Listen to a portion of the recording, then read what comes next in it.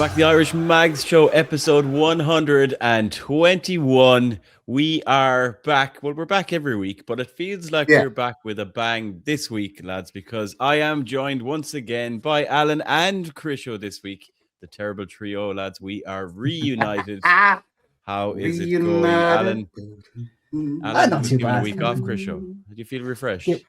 Refreshed after watching that wonderful game of football in the Aviva last week, but let's not get better about that. Yeah. Could be worse. Match. I don't know how now, but it could be worse. I keep telling myself that. Yeah. We were saying, Alan, in your absence, like it had just been a terrible week or 10 days, whatever, for football. Like between the Sunderland game, the Ireland, the World Cup qualifiers, and I even played a match that I lost. So it just couldn't have gone any worse. And then I had to record a pod with Krisho on my own, so it could have gotten worse than it did. You know, it was great, but we really missed you, Al. We really missed you. Thanks very much. Always, yeah. And we're back with a bang because, lads, guess what we're going to talk about on this podcast today? Football. Can you imagine? Newcastle will be playing a football game for what feels like an eternity, although that was probably a good thing after recent performances. Hopefully that break has done everyone the power of good, because I think it's done us the power of good just to have to not really struggle with on-field misfortunes that have been taking place. So we're going to be talking about our return to Premier League football, because that is all there is to play for officially. We have 7 games remaining in the Premier League, starting with a trip to London this weekend against Crystal Palace. So on this podcast, we are going to become the equivalent of the Irish Mags version of Paul the Octopus, because we are going to be looking into the crystal ball at the next 7 games, our last 7 games of the 25-26 season. And we're each going to be predicting how many points we think Newcastle United will amass over these 7 games, and then keeping one eye on the Premier League table based on that points total that we think we will each get. Where will we finish in the league? Obviously, there'll be a lot of other depending factors, including what happens to other teams. Some of those teams that matter are still in Europe, which is a help to us. But there are a lot of teams that aren't, who we're now competing with for spots, the Fulhams and the Brentfords and all of those. So it's going to be a very interesting, intriguing end of season run-in, and a lot's going to be riding on it, I feel, in terms of obviously whether or not we get a sniff at qualifying for Europe, which feels very unlikely at the moment. Obviously, what kind of players we may be able to attract in the summer, what players may decide enough is enough and want to head out the door. And the biggest question probably that's happening on everyone's lips: will Eddie Howe be the manager of Newcastle United by the time next season comes around? We might attempt to answer that, lads, at the end of the show if we're feeling that way inclined, or if we feel our predictions are just not worth it. We won't. Right, let's start off proceedings. Couple of newsworthy items. Alan Williamson, the emotional announcement that Kieran Trippier, former Newcastle United captain on the field when Bruno isn't on the field, has announced he's going to leave Newcastle United at the end of the season. What were your thoughts and reaction when that news broke a few days ago? It was something that I've been saying should have happened for a year, if not 24 months, when Bayern came in. But it was still something that tinged with a hint of sadness when it was finally announced. It's for the greater good of the club. It's the right thing to happen. But he's only been with us 4.5 years, but what a servant to the club. He's just been absolutely fantastic in every aspect of a player, of a human being. I will be sad to see him go, but it is the right time for him to be moved on, because if he hadn't been given another contract, it would have just been jobs for the boys kind of job. So I am happy to see him go. But at the same time, I'm also sad to see him leave, because he has just been a wonderful servant to our club. He was the first one to come in the new era after the takeover. He lifted that trophy. It was just, what more could you ask for out of a man? He was absolutely everything we could have asked for. When he came in, if you had said to me, when he's leaving in 4.5 years' time, he'll have won something, which is he played in 2 Champions League campaigns, he would have done X, Y, and Z. I would have snapped your hand off it. And that's exactly what we got. He has been terrific for us. So sad to see him go. It's the right time for him to go. But yeah, it's a bit of an odd one, to be fair. I'm happy to see him go, but still sad to see him go at the same time. Krisho, 12 million for at the time, one of the best right backs in England, like English football or English right backs in Europe, maybe the world. Had just kind of won La Liga with Atletico Madrid and Diego Simeone. Not that long before that, he was starting right, maybe left back for England at the Euros. He was in the squad for the World Cup as well. And when you think about, we spent 12 million, as Alan said, he was the first one to buy into the project, which, obviously it kicked off a big chain of events. But just in terms of everything that Kieran Trippier has given us, and selfishly everything we've gotten out of Kieran Trippier, overall, how would you rate Kieran Trippier as a player, as a captain, and as a transfer, as a signing? I think it's the reason why we've won a trophy. It's the reason why our club has massively improved over the last 4 years. I think on and off the pitch, it's been a masterclass in professionalism. I think he works well with the coaching staff. I think he works well with the young lads. I think he's a real leader to have about the place. He's vocal. He really kept those. I think Bruno's learned a lot off him in terms of how to be a captain and how to speak when you need to speak and bring the team, bring the players together when things aren't going our way. I'm gonna miss his dead ball ability. I'm gonna miss his calming nature on the back line. And from the second he came in, you could see that was a real statement signing. I mean, some people might say it because what was he at the time? 30? Maybe he was 30, was he? Yeah, I think he was 30. He came in, but it was a statement signing to everybody else. Oh, hang on a second. Newcastle are really looking at, because we were like near relegated. We were fighting for relegation. And Kieran Trippier, an England international, comes and joins us in January, which led to, I believe, the other players signing for the club because they were thinking, well, hang on a second, there is a project here to work with. If Kieran Trippier thinks it's good enough and he's winning La Ligas and stuff, scoring in semi-finals of bloody World Cups, well, then maybe I'll give it a shot as well. So we owe him a lot more than we think, and he's going to be a big miss. He showed us what he's still about, even at 35 this season. Some great performances. But look, like Alan said, it is a bittersweet moment because it really feels like he kicked off the project 4.5 years ago, and now him leaving is kicking off the transition, phase 2. This is really the start of phase 2 here, I believe. Now, maybe we will bring in that Brentford right back. Is it Brentford or Bournemouth right back? What's his name? Begins with K. You're talking about Brentford with Coyote, yeah. Coyote. Can't see Is he Brentford? Can't see it? I can see it. I can definitely can see it. But anyway, look. No? Others. Right, Others. Okay. A.N. Other. But look at wonderful servant. He got a bit of... He survived the Goldfish Bowl that we've talked about before, about being a Newcastle superstar up there. He's kind of, he's had a couple of scrapes here and there. I don't think his personal life did too well in the last while, but he's always been a proper professional for us, and we should be really grateful as a fan base to have had a chance to watch him for 4.5 years playing for us. So look, it's sad, but it's also very exciting because we all know now that the club mean business. We're going to move people on. We're going to have to say goodbye to a lot of players that we really care about, like Shar, people like that.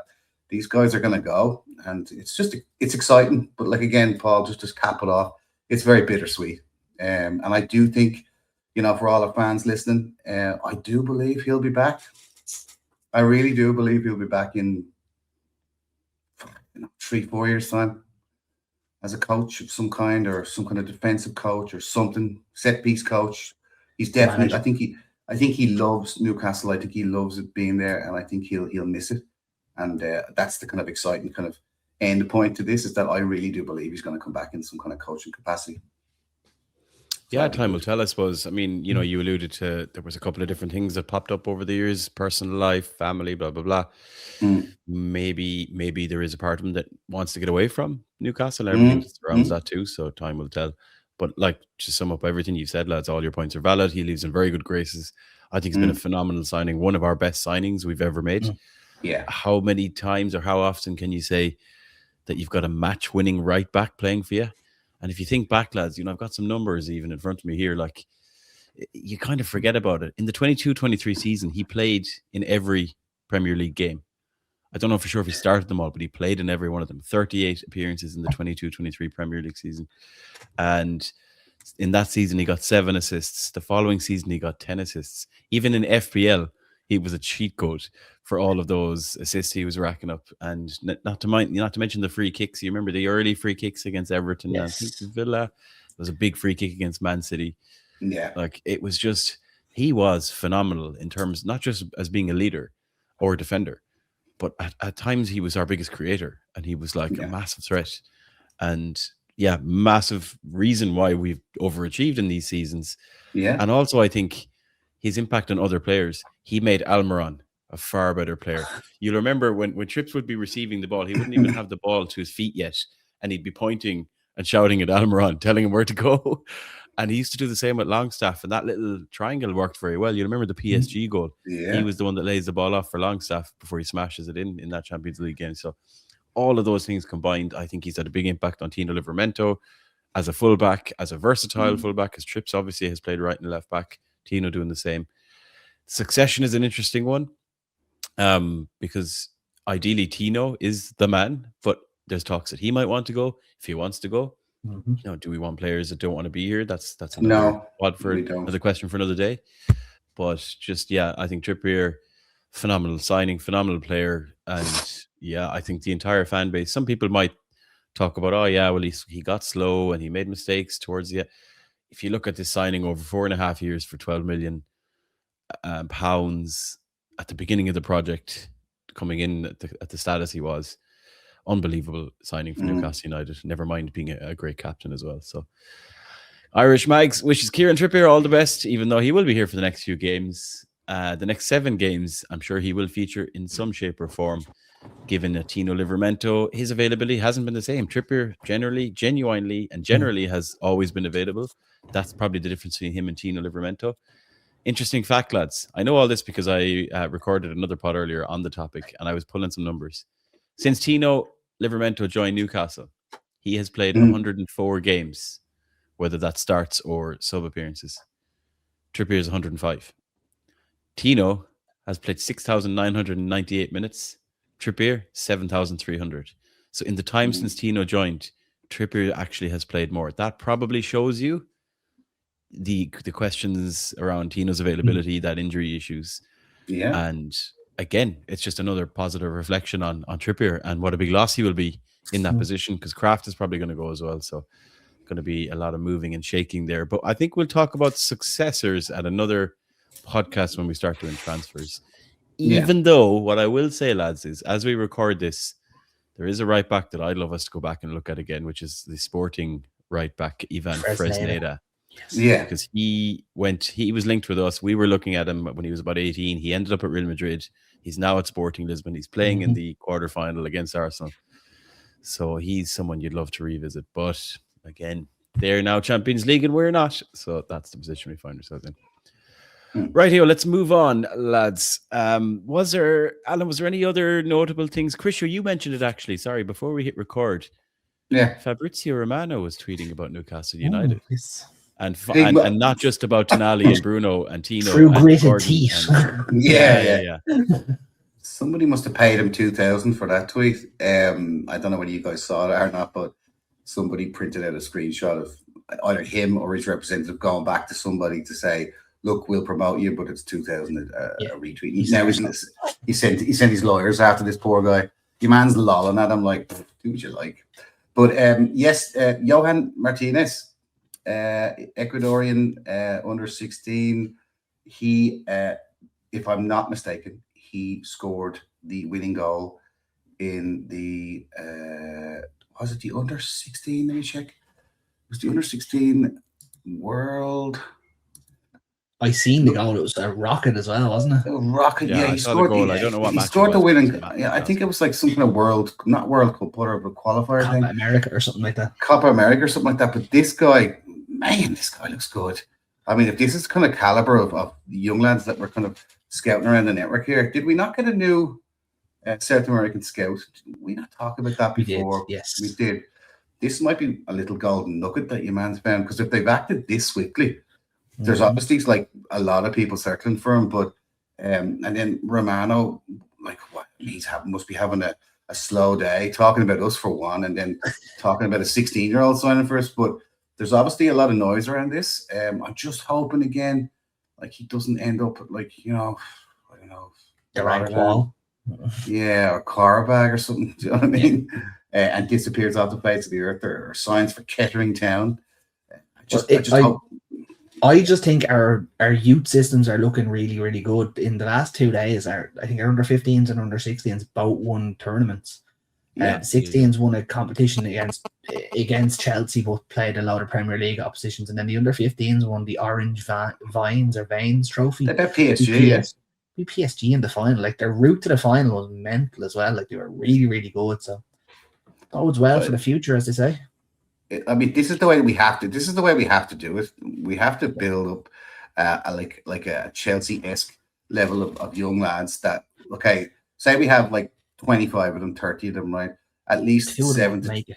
Well, 7 to, yeah, or 7 of them at least gets a chance to get somewhere near the first team. The rest of them can be sold for X amount of money after we've, like, say we buy them for, how much is this? I don't know. Did anyone see how much Johan Martinez cost? I don't think it was disclosed. I think it's a compensation fee because he's so young, but I reckon there's like performance incentives for the contract and stuff like that. There'll be all kinds of clauses probably as well, and even sell-on clauses if he does ever move on. Like, he's only 16 and the old Brexit rule kicks in now, so he can't sign till he's 18. Until they turn 18.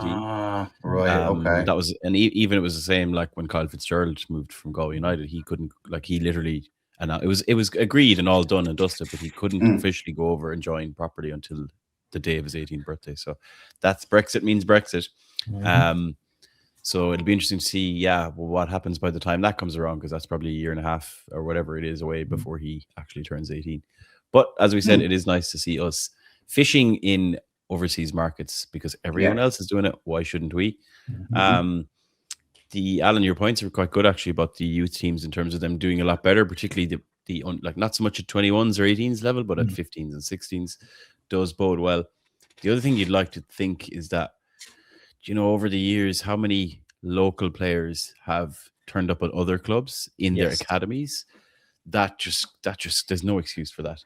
No, any local players, unless they're from Sunderland and they're mercenaries that only want to go and play for Sunderland or Chris Rigg. There's no excuse for Newcastle born or local lads, Blythe or, you know, South Shields or really any of those to be ending up like Bobby Clark at Liverpool, James McConnell. Shortire, Man United. Shola Shortire, was Man United, and that like Michael Carrick. You know, there's been too many of those occasions where really, really good players from the Northeast and in particular from in and around Newcastle have ended up in the academies of other clubs. That just can't happen anymore. No. Yes, we need to bring in players from overseas, but that needs to complement then the players that are there. Thankfully, you know, we've seen some players starting to creep through. Obviously, Lewis Miley, one of them, and we are recruiting from other English clubs as well. I think it's Mills. Is it Michael Mills or Matthew Mills? That young guy in the 16s. He's very highly rated as well. He's under 21s a couple weeks ago. He looks very good. He does. Looks very good. Well, look, we've got a sexy new training ground now. The Knox. Well, we will. The Knox. Fort Knox. Fort Knox. So these young lads have got somewhere good to play. I mean, I hope it's not just the training ground with the Knox written on it. I'm assuming there's going to be more to it than just the sponsorship on the wall. So yeah, look, it's slowly but surely, slowly catchy monkey here at frankly, and but like these are all positive things. This transition is good. I know people don't like change, and nobody in any walk of life likes change, in personal or professional life. But for our football club, especially after this season, any form of change and transition is going to be a benefit going forward. Anything that Ross Wilson does, yes, is going to be judged, but I have full 100%, and I rarely have that faith in this guy and his picks. I think I know what he's going to try and do. Bring in young people with potential. They could possibly be world class. We'll either play them or sell them and use them to get players we need in when we need them. And then he's going to steer away from Premier League experienced players and sign from different markets. Like Brighton have done, like Notts Forest did. I don't see why Brighton are able to bring in these players, and we're not. We're a way bigger club than both of them put together. So Forest fans will not like to hear that. Forest with a Champions League win behind them is a bold statement. Yeah, two of them, sorry, yeah. Well, we are. So get over it. That's fine. You've just alienated a couple of fan bases there in one language. No worries. Right. Cheers, Well, everybody. on that, cheers. On that, we're going to take a little break. And when we come back, we are going to shift our attention to the end of the Premier League season, the business end, our end of season run in 7 games to play. We'll take a look at what we think is going to happen. And you can let us know if you agree, disagree, and where you think we're going to finish in the league this season. We'll be right back. A huge thank you to our podcast sponsors of the Irish Mag Show. The Half Volley, providers of high-quality, customizable clothing and merchandise, catering for all sports teams, businesses, social clubs and events. FSH Training Limited, a team of expert frontline paramedics and firefighters delivering first aid, fire safety, manual handling and patient handling for all business environments. And JH Fitness, an Irish-based online coaching business specialising in sustainable fat loss, lifestyle change and long-term health for real-world men and women. Support local. Check out all of our partner sponsor links in the podcast description. Welcome back to the Irish Mags Show. Lads. End of season running. This is an interesting one for us to be in. In the last few seasons, we've had different things potentially to play for. Obviously, 2 seasons involving a Champions League spot. Now, we very, very much limped over the line at the end of the last season to get that 5th Champions League spot.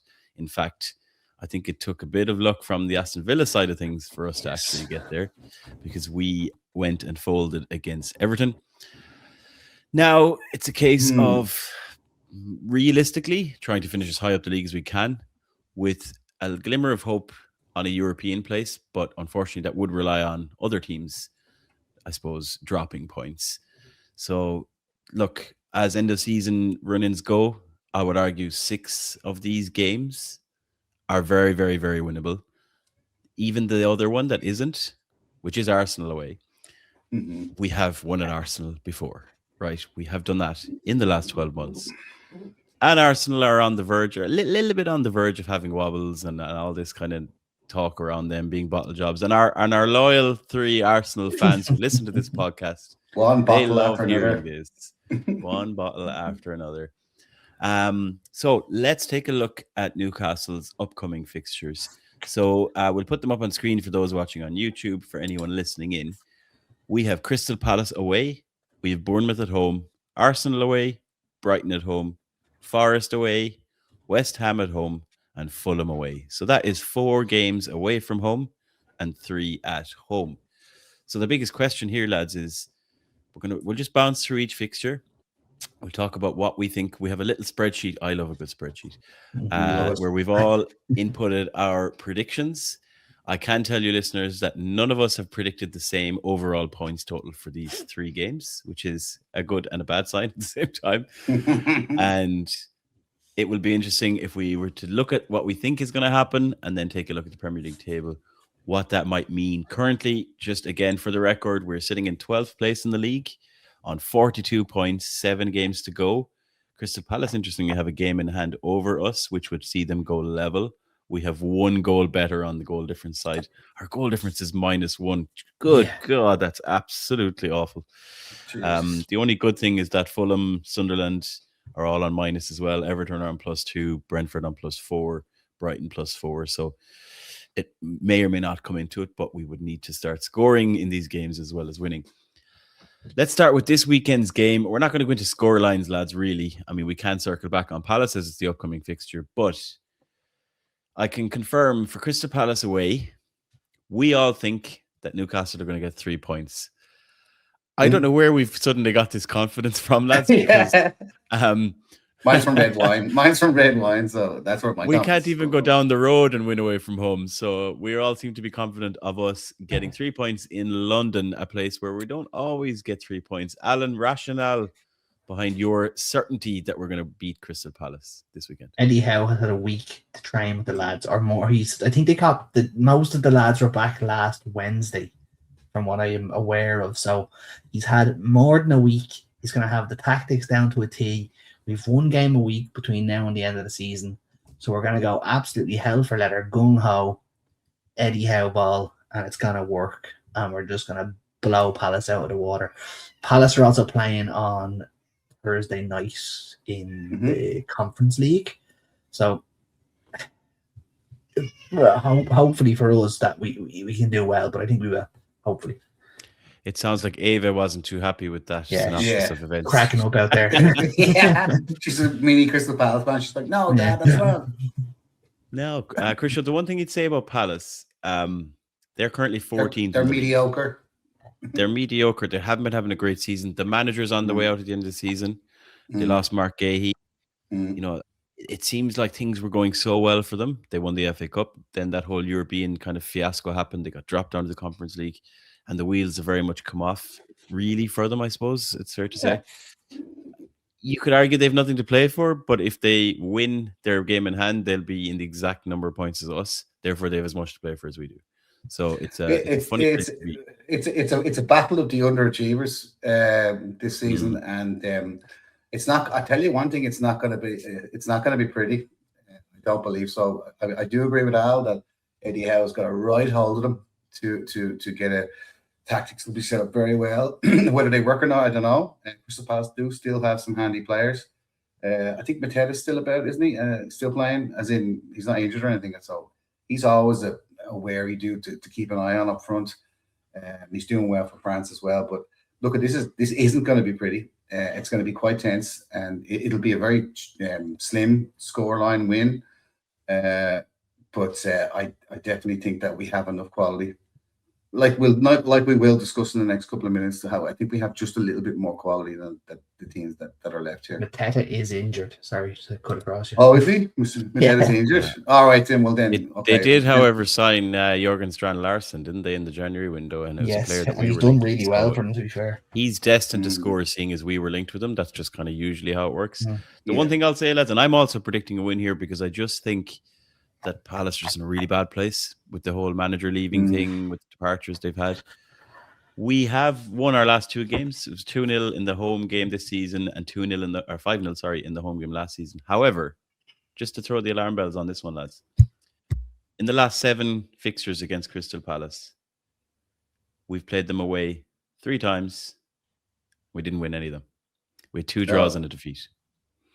So the last time we beat them in their place, from what I can see, was back in 2020.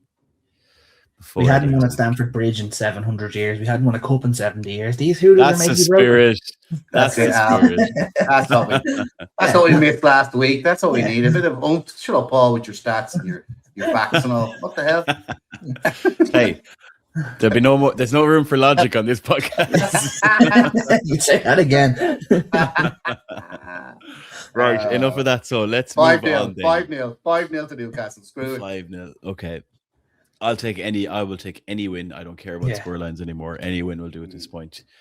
We move on then to Bournemouth, lads, and this is a big one for more than one reason. Bournemouth is a game that a lot of us will be in Newcastle for. Yes, we will. For a particular event of a stag party nature, for the big bad Mr. Alan Williamson. We won't say much more about that. We'll save it for the podcast when we get back for to talk. And so this is Bournemouth at home, which is on the 18th, Saturday the 18th, I think.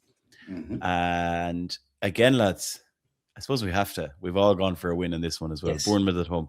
Chris Show, what makes you confident of beating Bournemouth at home, bar the fact that we'll be there, possibly a little bit drunk, roaring our heads off, getting behind the lads? That's one of the main factors there. Also, True, Al's kind of like a lucky charm in terms of, like, when he's in St. James's Park, Newcastle seem to do pretty well. They don't really. It's like as if they know Al's in attendance watching.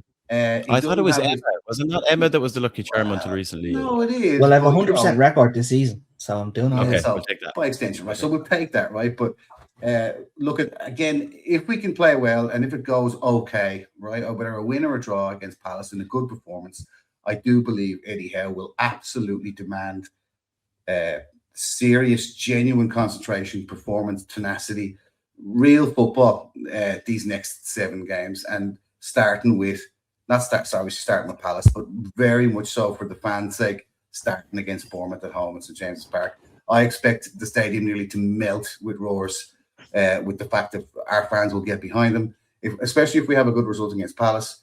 And I can see us, for these last 7 games, just blowing teams away within the first half an hour. This is what I see here happening against Bournemouth. But yeah, I think a convincing win will happen on the day. It's not going to be a shaky watch. It's going to be a quality performance, and there's going to be Voltamati is going to get in the score sheet just for Al, I believe. I mean, that would be nice, especially Voltamati was randomly linked with Dortmund today by somebody out there on social media on loan, which is just ridiculous. Why the hell would anyone even think about doing that? Bournemouth are a funny team for us. I just think if we do put in a good performance against Palace, in particular if we win, I think that we'll go back. We might revert back to kind of just like, turn it off and on again. Just forget everything. Go into a home game that we haven't had for a while and just completely back the lads to go on a hell of a run for the end of the season. Because if we do go and get as many points as possible from this run, there's still the possibility of UEFA Cup or Europa League or whatever you want to call it. So as well as Conference League. So I just think, going back at home, coming off the back of a good result against Palace, that for me is a really good recipe to go and give Bournemouth a good beating at home. Because whatever about these players, and there's so much negativity around, Tonali wants to leave and Gordon wants to leave and Livramento wants to leave. Well, no one's going to buy them. And Alan, you said this a lot. No one's going to buy them if they're playing shite and if their attitudes are poor. Regardless of what their futures are, they got to go and put in a shift for these last 7 games. And a home game against Bournemouth. I mean, there's no better way to do it to go and say, right, lads, let's go show what good players we are and to give the fans something back for what has been ultimately a little bit of a disappointing season overall. All right, that's 6 points for 2 games, lads. This game of football is easy, really. This Premier League is it's a mugs game, to be honest. Oh, right, okay. Then we go and we play Arsenal away. Right, okay. Right, this is for our Arsenal listeners, lads. Myself and Chrisio have both gone for 0 points in this one. Alan has gone for a draw. In fact, Alan, spoilers, thinks we're going to go unbeaten for this entire 7-game run. So we'll come back on that. I just feel like Arsenal, they have the quality. I know there's all this wobble and bottle job thing, but I just feel that they're going to win the league this season. And they won't look at Newcastle in the Emirates as something to be too worried about based on how things have gone for us this season. And I think when Arsenal come in I don't think they'll have a whole lot of fear. And when they come in without a lot of fear, I think they generally play a lot better versus, when they go into cup finals or go and play Southampton in the FA Cup fucking last 16.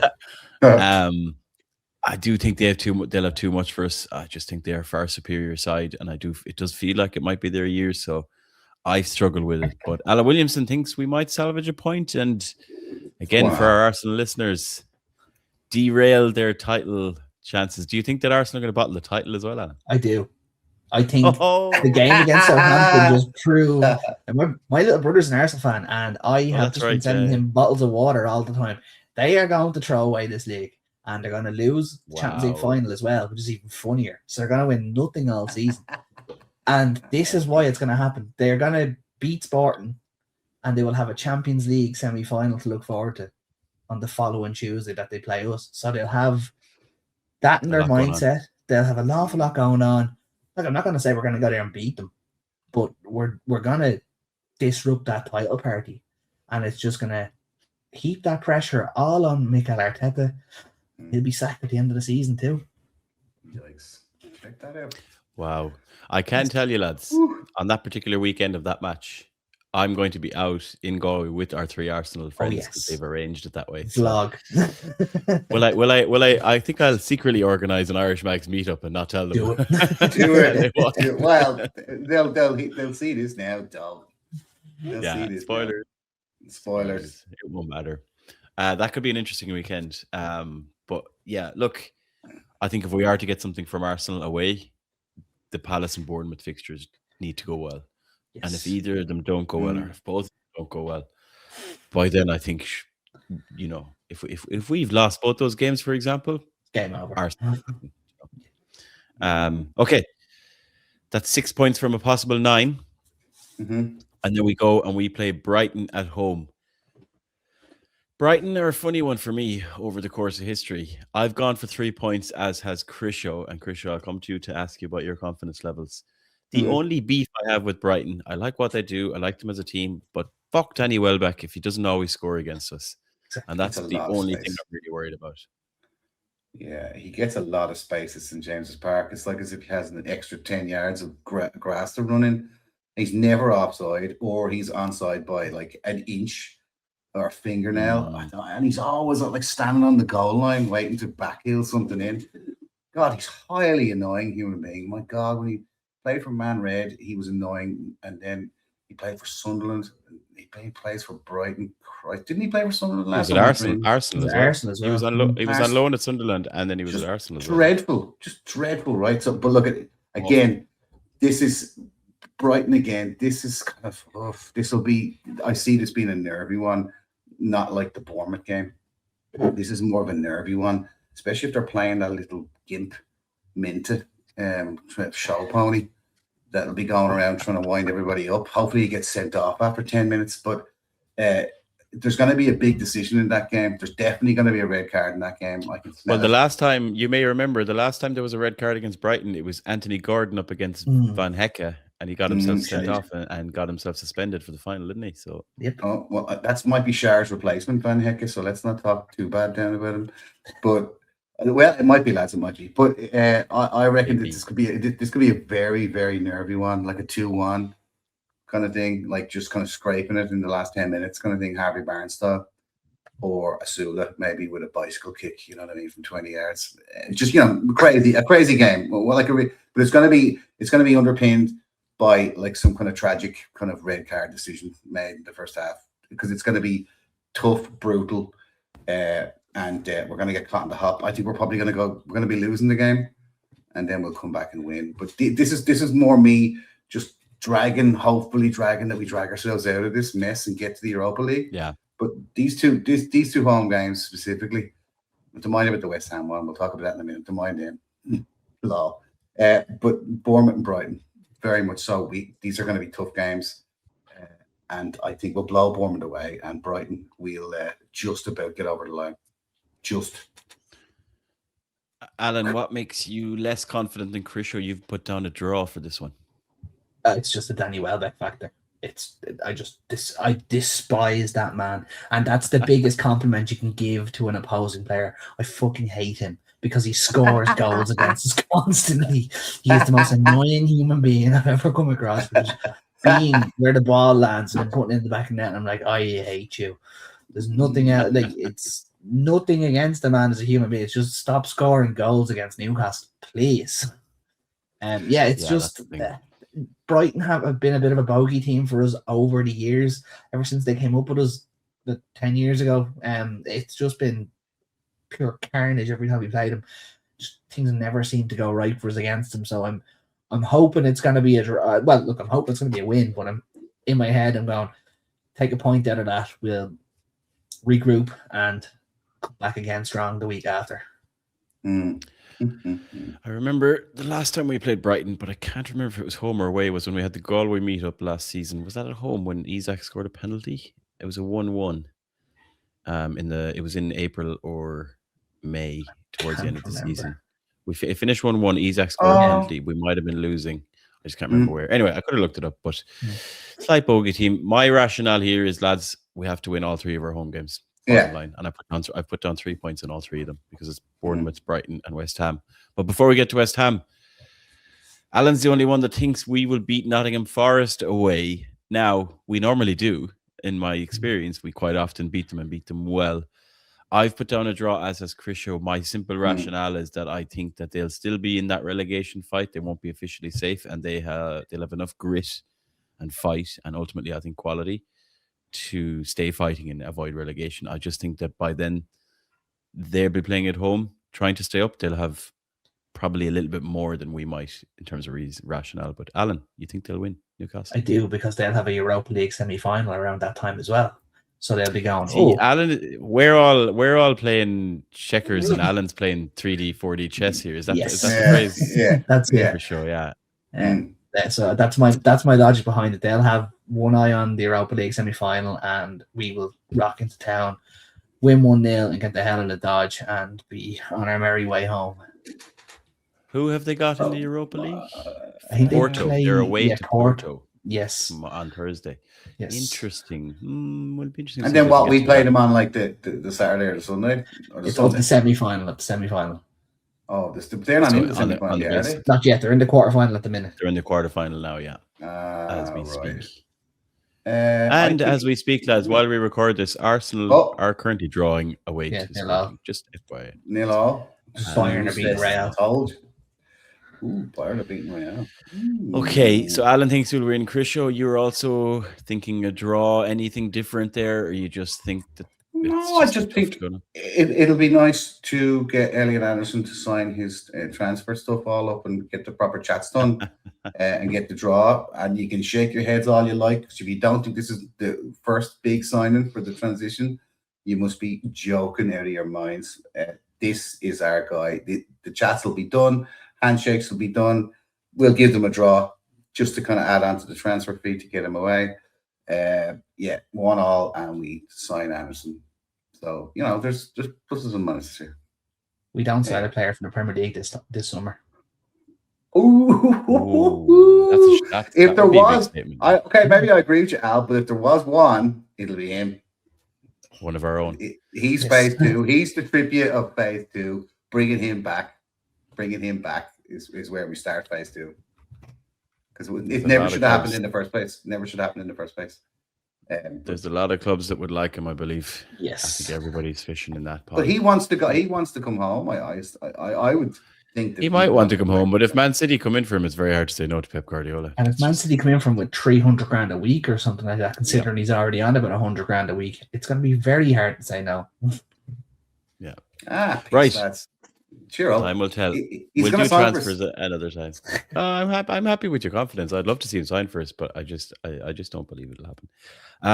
Second last game of the season, lads. We're nearly at the end.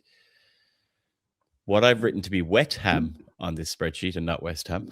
Wet Ham? Ew. Worst. We've all gone for 3 points here. Alan, do you think that Wet Ham will be home and dry and safe for relegation? Or maybe they might be relegated by this point, which means they'll have nothing to play for?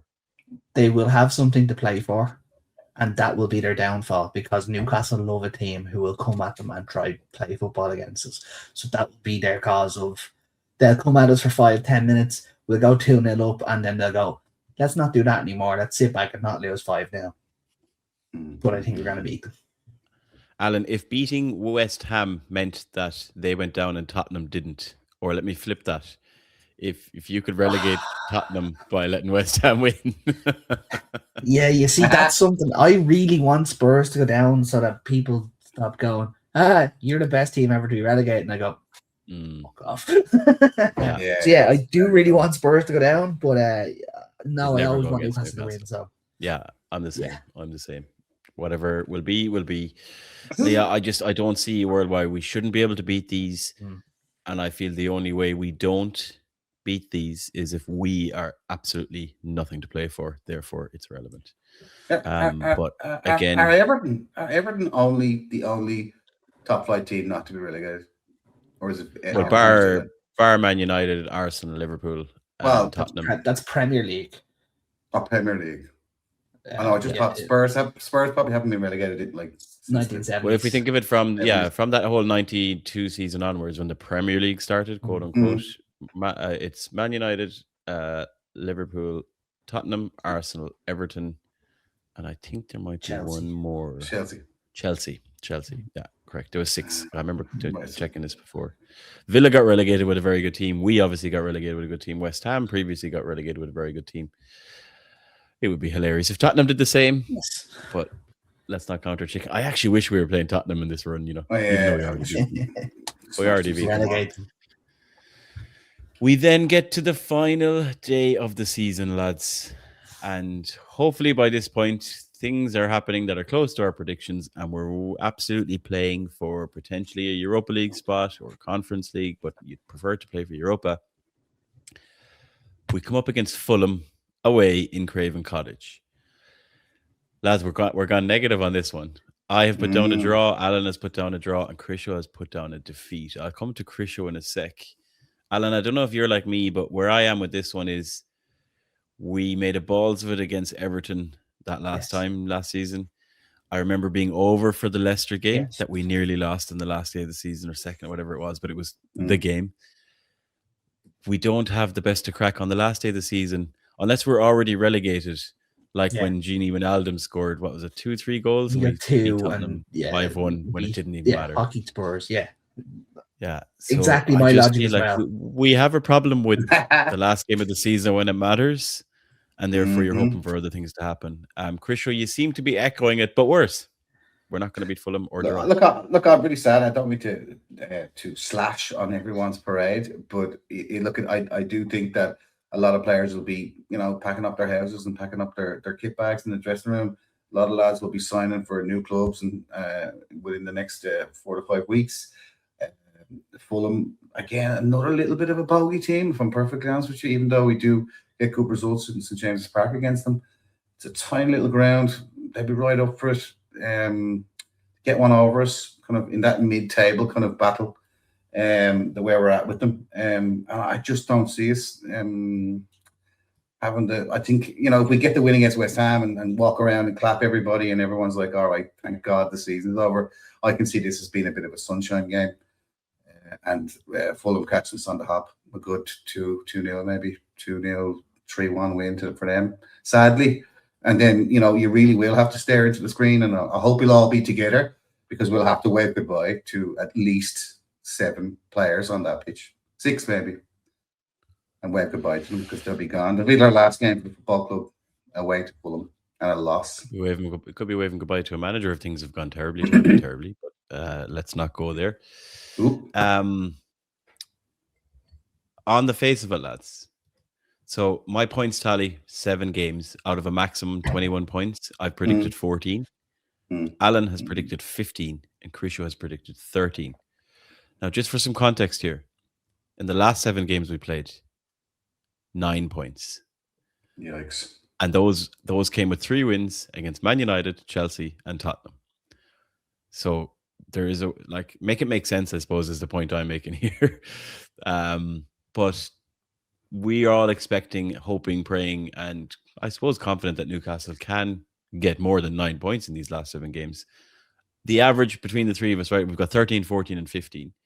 If I look at the table now, if Newcastle were to pick up 14 points, and there's no way we can predict what all the other teams are going to do, but if Newcastle picked up 14 points, that would put them on 56 points in total. All I can tell you, lads, is 56 points last season would have got you joint 9th, level with Bournemouth and also Brentford, who finished 10th.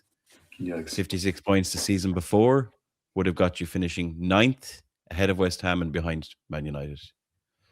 So with whatever confidence we have there and comparing it to last season, now I think that because things are a bit more leveled out in this league table, and if teams continue to take points off each other, I would think that 56 points thereabouts, maybe 57, maybe 55, might creep you into a 7th or an 8th place. There's no way of knowing, obviously. But just knowing now, Alan, what you know now, if it was to be anything from 55 to 57 points, where do you think that would have Newcastle finish? And ultimately, are we going to miss out in Europe based on everything we've just said? 57 points gets us 7th in the Europa League. Europa League? Europa League. Yes. Unless something weird happens in the FA Cup, or is it just not worth thinking about? It's just not worth thinking about. I just don't It's just too much. What has to happen, No, that's enough of the 4D chess for Alan, Krisho. Krisho, for yourself then, similar story. Like if things are to go as you expect them to go, you're adding 13 points to bring us to 55. 55 points right now. Aston Villa are on 54 and they've got 7 games left. So that's how much that gap is going to be. Like that's how far we are away. Let's live in reality here. Like this is the real truth here. This has been exceptionally poor second half of the season. It was wobbling. He was promising to get it right. Some of the performances were good. Some of the performances weren't great. It was a bit patchy. It's all right. New players, bedding them in. The second half of the season has been exceptionally poor. Apart from a couple of games where we pulled it out of the bag a little bit.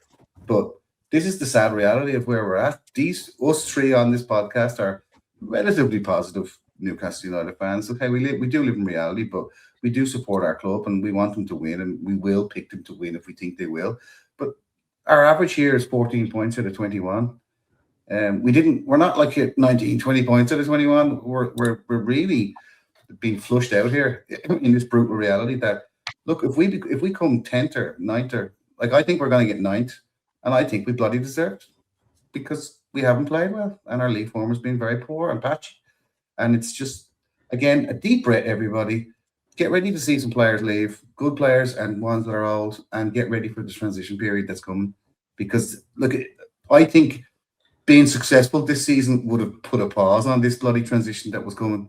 There would have been a slightly different way of doing business this summer, but I'm kind of glad. I know it sounds crazy, but I'm kind of glad this has happened because it's forced all the business people at the club to go, hang on a second, we might need to push this forward, actually. Let's do the clear out now. Let's do the transition now. And let's kick off phase 2 now because Eddie's running out of steam. The squad don't have the depth. We've got all elder players that we need to move on. Let's go. Look, we can't be coming 9th or 10th or 11th in the Premier League. That's not going to do our global reputation any good. So actually, it's quite a good thing that this has happened. And it's quite a good thing as well that we've gone from being drunken on the podcast after the Carabao Cup win to being sober in reality here tonight. You know, like nearly a year anniversary of it, where we're kind of going, okay, look, we might get 9th. I mean, that's a lot to take in when you think about it. We'll be lucky to get 8th or 9th. I'm just going to say, like 8th or 9th for me, I think we'd be doing well. You know, even if we were to get maximum points, lads, if we got 21 points, that would put us on, what did I say, 63 points? 63 points. 63 points last season would have got you 8th. 63 points the season before that would have got you 6th. So this is what we're dealing with. This really reflects the reality of the situation. Even if we win all our games, you know, you're talking about scraping into a European place, just about. So it is grim. Christian, your points are valid. Like it will cause a shakeup in a positive sense. It just doesn't feel good. No, it doesn't. But the reality is, you know, we've been overachieving. We're still relying on a Dan Byrne and Jacob Murphy. You know, we're sad because we're missing Fabian Schär. We're having to play Kieran Trippier, who played every single Champions League game this season. You know, there's just not enough there. Eddie Howe can be criticized for a lot of things, but it's not just there. And again, I think that's a podcast for another day. We won't even get into what we think will happen from the manager perspective or from transfers. Yeah, because we can talk about those things at a later time. Right. Well, this has been sobering, a bit of a harsh thing to reality, but also a good way. I'm not looking ahead. You're not sober. You're never sober. No. Speaking of sober, Alan Williamson, will Irish Mags be sober around the country at the weekend when we play Crystal Palace? Because I believe we have not 1, not 2, but 3 meetups. We do indeed. No, so we won't be sober. So the usual Bleecker Street Bar, 68 Dorset Street, Rotunda, Dublin. You know yourself. If you're anywhere in and around Dublin, come in, show your face. Always welcome. But we're we're also going to be in Quinlan's Bar in Blackpool in Cork, and Gleason's Bar, which is formerly known as Kennedy's Bar, which is on Bohernamona Road in Thurles. So we have Tipperary, Cork, and Dublin today. And as they say, it's a long road to Tipperary. It's a long road back to. What's the second line to that? You know, it's a long road to Tipperary. What's the second line? Is it a long way home? It's a long way home. We're on a road to God knows where. I'd be happy. No, that's a different song altogether. We'll rely on the Tipperary Mags to fill us in on that in the comments on YouTube or Spotify, guys. Get them in. And on that bombshell, where thankfully we didn't break into a chorus of "It's a long way to Tipperary" because we don't know the words, that brings episode 121 of the Irish Mags Show to a close. Check out all the links below. Do all the liking, do all the subscribing. Keep an eye on theirishmags.com for all the latest updates, particularly around meetups and photos of trips overseas and all the like. Thank you, Krisho and Alan, for joining me this week, lads. Thank you, Paul. And thank you very much to everyone who has tuned in and listened or watched. We'll be back for more Irish Magnus next week, hopefully with 3 of those points that we so desperately need. Yes. So until then, how are the lads? Slán go fóill. Slán. Good luck.